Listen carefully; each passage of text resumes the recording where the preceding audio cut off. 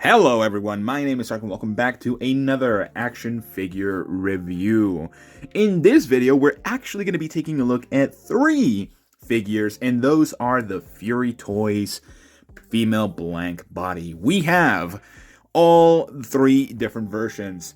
Going from left to right, we have the wonderful Valeria, the beautiful HANA, and the illustrious IMANI as well. So, without further ado, let's get into this. Now, these figures are definitely very, very good. I will say that. Not just because they are Gunnar figures, because they are, but mostly because they are actually almost the perfect blank body. There is a couple of issues with them that a lot of people do have sort of like universally with them. These are mostly going to help making bigger female characters in terms of like stature. So the reason for that is because if we take a look at this, they are 7 inches.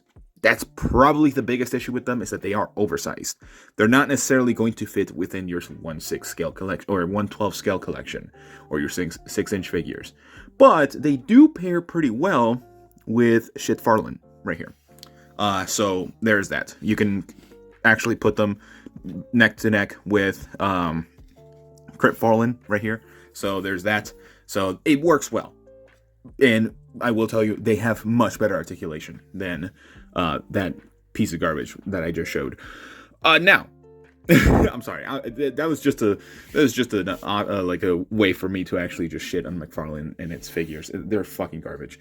But aesthetic-wise, they look beautiful. So now, of course, we do have 3 different skin tones and 3 different options that you can go for. We have Valeria that has the lightest skin tone, pretty much just pure white. We have HANA that is pretty much kind of like the Latina-esque type of skin tone, the more in between the two, even though it kind of leans a little more to the white color than anything. And then we, of course, have the brown IMANI. So they look really good. I love all of them. All the different tones, beautiful, because they will, IMANI, why? But they will all fit perfectly within different characters and all that sort of stuff, so I'm really glad that they actually gave us this many options in terms of the actual skin tones, because most of the time they usually only give us, or just companies that are trying to do just female blank bodies, they give us 2 options, and it's usually between these 2 or these 2. There's never an in-between, and I'm glad that Fury Toys actually gave us that. Articulation-wise, or just aesthetic-wise, before we actually get into the articulation, they look great. I even think that the joints are not necessarily like that terrible. They actually are pretty well hidden, and they look pretty good. But you can actually see they have a big, major gap in between the thighs. They have such a huge thigh gap that it's not even funny. Like, even McFarlane doesn't have that big of a thigh gap, and he doesn't know how to sculpt figures, but this is not that good. This is pretty bad because there's such a huge thigh gap, and realistically you could like push them together to close it in, but then the feet are going to be super closed in together, and you can't really get them into a natural position that doesn't, like, if posed, these are going to look great, but in a natural standing position, they're not going to look that good.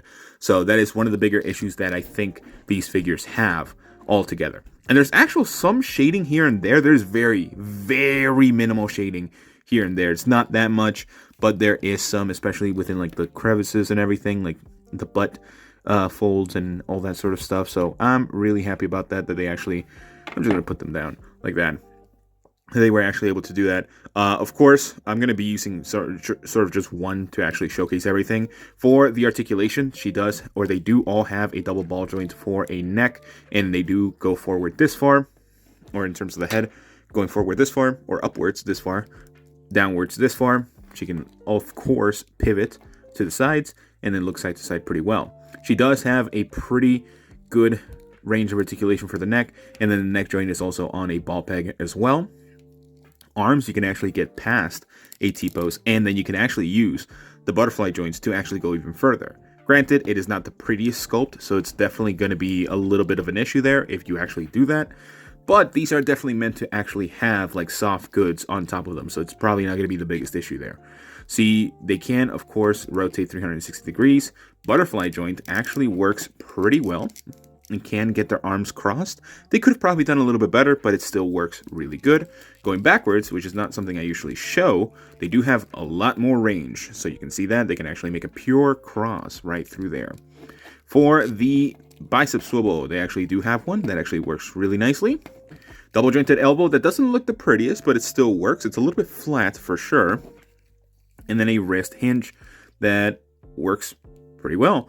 I will say the hands are pure hard plastic. Like, they are the same hard plastic as everything else. They probably could have done this into a softer plastic, like, for example, the chest and even the pelvis section or the crotch section. So yeah, diaphragm works really well, moves all the way around, goes forward without the ab crunch this far, and then backwards this far, and then pivots side to side as well. Now, with the abdomen, they can actually all go all the way down, just like that, crunching forward, and then going backwards, just like that, pivoting to the sides beautifully, all the way to left and right. Then they can also swivel, and then for the legs, they actually have pretty good range. The legs can get into pretty much a perfect split. Now, they actually do have the thighs on a ball joint, which is really interesting, at least from what I can tell, because they can swing side to side. Like you can see, if I go all the way down like that, it works. Like all the way down like that. Actually, if I do that, I will say the thighs are definitely like a little harsh to actually move, but you can close the gap in between the two if you wanted to slightly. Still not much, because like you can still see still a pretty big gap, to say the least. But again, thigh swivel works. It does move a little bit odd here and there, but it does move pretty well because you can actually close up the gap here from the butt, which is interesting. Never seen a figure actually do that. That's actually pretty nice. For the knee joint, she does have a double jointed knee that actually doesn't look bad whatsoever. And then of course, a hinge for the foot going forward this far and then backwards this far. So yeah, pretty good overall. Now, the articulation for these ones, for these figures, is phenomenal. I think it's some of the best articulation a blank body has. And they will for sure be able to capture a lot of really good poses, which is pretty much the goal of any blank body figure. So again, just a couple of issues here and there, because the thigh gap shouldn't be that big realistically, especially if you're going for something this muscular and lean. Usually you should have like a big thigh gap just for consistency, I guess. But yeah, honestly, now it looks better. I don't know what I did. This looks better now. I think it's because I moved the thighs. So it's probably just moving the thighs that works. Yeah, this actually looks better. It's not terrible. It's not terrible. Still pretty big in between, but not terrible. Now, accessory-wise, they actually come with a decent amount of accessories, so let's take a look at those real quick. Of course, they all come with the same accessories. They don't have any differences between any of them, besides, of course, the skin tone, which is not the biggest deal, which is great. Now, of course, they both come with 2 additional pairs of hands and then 2 additional sets of feet, which is really interesting. Now, this is where we get into YouTube demonetization territory for sure. So for the hands, we do have holding hands for like a sword or a bat or any type of thing that you can hold, anything round really. And then of course we have a spread out accessory for the hand itself. And then of course we have a set of feet, regular feet actually, just like this. So the feet actually look pretty good, which honestly, not bad. They actually look phenomenal. I'm actually probably going to switch these because I don't like heels a lot. Like a lot. I hate heels, especially for action figures. But I might have to censor this. There is a spread out foot set, which not that's definitely for some of you weirdos watching this video. But yeah, accessory wise, not that many. Probably could have come with a lot more accessories. Of course, they come with the clothing pieces that they have on them, which you can take off if you want to be weird. And of course, they come. I forgot to show this. They come with little ties as well, already on the body, but these were just being annoying, so I just took them off for the video.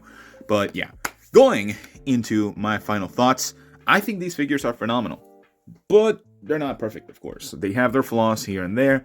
The biggest issue is that they are big. They are 7 inches. They're not 6 inches, which is what a lot of people collect. 7 inches, you can definitely go like kind of push a little bit forward than that, or it's like the limit as to what some people would take. And honestly, as someone that really likes like a lot of superhero or female superheroes or superheroines, I like this because usually they are bigger. They are more muscular and everything like that. So being able to use this for a custom, that would be perfect. So that is, oh wait, I haven't given them a score. I am actually going to give them a 9 out of 10. Again, the only issue that I see with them is sometimes the gapping issue. And to coincide with that is the height issue. Again, they are bigger, but the price, phenomenal. The articulation, excellent. The aesthetics, phenomenal. So accessories, a little lackluster, but I can get by, especially for these being like less than 30 bucks or 30 bucks and above, slightly. So yeah, I like them. Hopefully you guys like them as well. But that's pretty much everything I have for you guys today. Let me know what you guys think about these figures. Do you like them? Do you not like them? Besides that, like and subscribe and all that sort of jazz. And I'll see you all in the next one. Bye-bye.